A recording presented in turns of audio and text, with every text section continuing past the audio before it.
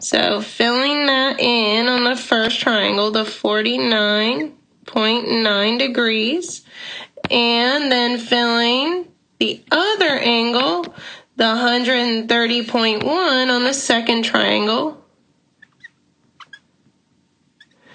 Notice we don't go above the 180 degrees that are allowed in a triangle. So this is very valid. Both of these triangles are possible. Last time we didn't get an extra triangle possible because one of them would have gone above 180. This one, both of them are still below 180. So I still need to find the missing side, or the missing angle C. How do we find the missing angle C for both of these triangles? Well, remember they have to add up to 180. So let's see, if we're missing angle C, we can take our 180. We've done this a lot of times now. And on both triangles, and take away the two angles we do have. So we've got 180 degrees, and we'll take away. On both triangles, we have the 35 degrees as our angle A. And on angle B, that's where we differ a little bit. We have a 49.9 degrees on one, and we'll take away the 130.1 on the other.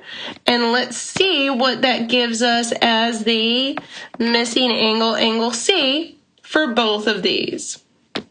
So whatever we get out is going to be our angle C on both of these. Remember, we're getting two answers, two different possible triangles. So let's see. On the first triangle, what it does is gives us an angle of 95.5 degrees for our angle C. So we can go fill that in. Our 95.5 degrees. And then on our other triangle, taking the 180 and subtracting the 35 and the 130.1, we get a much smaller angle of 14.9 degrees. So we'll do 14.9 degrees. Now this means we're going to end up with two different triangles and two different answers for side C on both triangles. That means I need to do law of sines two more times, one time for each triangle to figure out what the missing side C would be.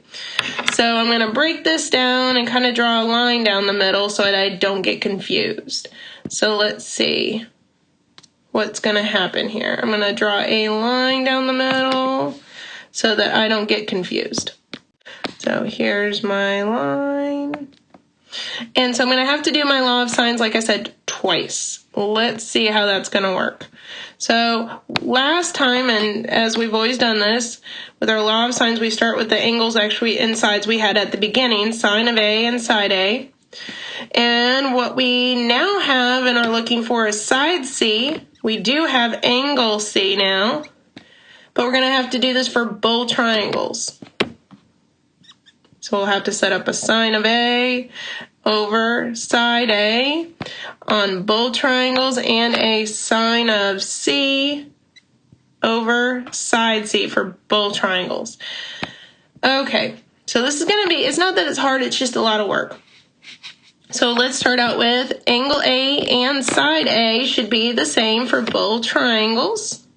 So let's go ahead and fill in all of that information at once. So we've got sine of, our angle for A was 35 degrees, all over side A, which was 12 on both triangles. Now I need to fill that in on both of the law of sines, because that's not what's going to be different between the law of sines on both examples. They'll both have the 35 degrees for A, and they'll both have the side A of 12. What's going to be different is that angle C. Okay, which is going to change our side C in both of these. So let's see what we're looking for. We're looking for side C here. On both of these, we're trying to figure out what side C equals. So we don't know that, so we're going to leave the side C blank on both of these. So we'll leave side C blank on both of these. What we do know is what angle C is, so we'll do sine of angle C.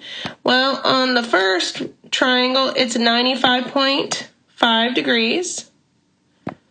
That we'll have to fill in for our angle C, so sine of 95.5 degrees. And on the other triangle, we've got sine of, much different. The angle was, in this picture, 14.9 degrees.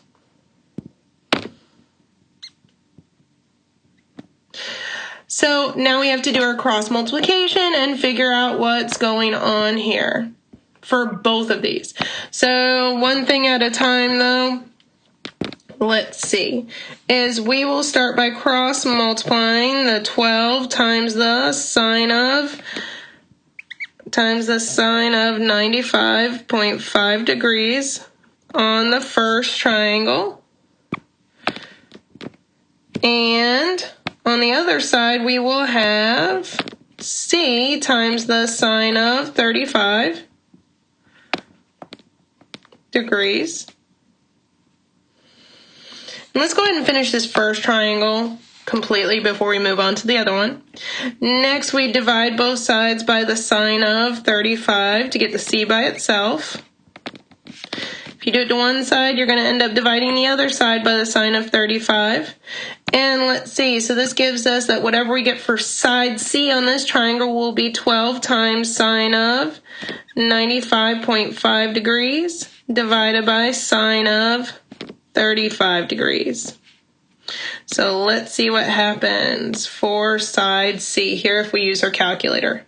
Now, using our calculator, again, don't forget to put parentheses around your numerator, your top of your fraction like we did here, and make sure that you are in degree mode, which gives us the following, that side C is 20.83 for this particular triangle.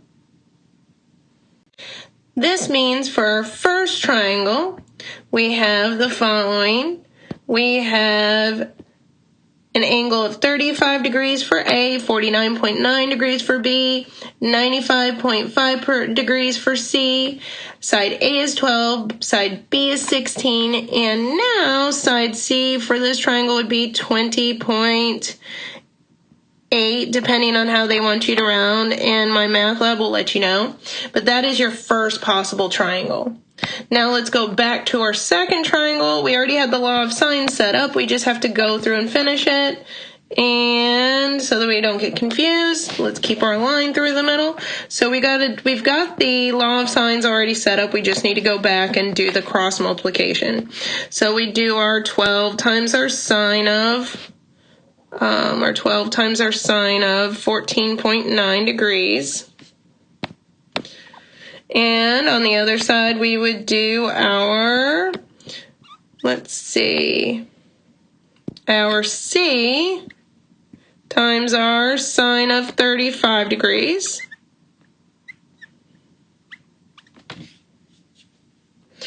And next we would solve for C by dividing both sides by sine of 35 degrees on both sides. So sine of 35 degrees is getting divided by on both sides so that we get C by itself, which gives us that C equals 12 times sine of 14.9 degrees divided by sine of 35 degrees. And now we can use our calculator to figure out what side C would be for this particular. Now notice what we get using our calculator. Again, we had to put parentheses around the numerator just as a reminder, and we're in degree mode so that we know that 35, it was understanding that it was in degrees, and we get our side, and depending on how my math lab wants us to round, we would figure this out as C equals 5.38. At least for now. And then let's see, we can take a look at our triangle. Our triangle for this case, let's take a look like this, and let's see, now we know what side C is for this case. We can fill it in. Let's round to 1 decimal place, though. We get 5.4. And we're done. But notice we got 2 completely different triangles, and both of them are completely valid answers. So in MyMathLab, it would give you 3 options, that there's 1 answer and 1 triangle, and fill in all of its information. The second option would be that there are no triangles, which is not what happened here. And the third option would be, hey, that there are actually 2 triangles, fill in the information for both triangles, in which case you'd fill in the sides A, B, and C, angles A, B, and C for both of these triangles. So both of these are your answers, both of the triangles. And the reason why this happens is because you have to be careful. When you're taking the inverse sine of an angle, sine is positive in quadrants 1 and 2. So you need to make sure that you aren't getting angles in quadrant 1 that also have a reference angle in quadrant 2 that give you an angle that's possible, because these are not right triangles.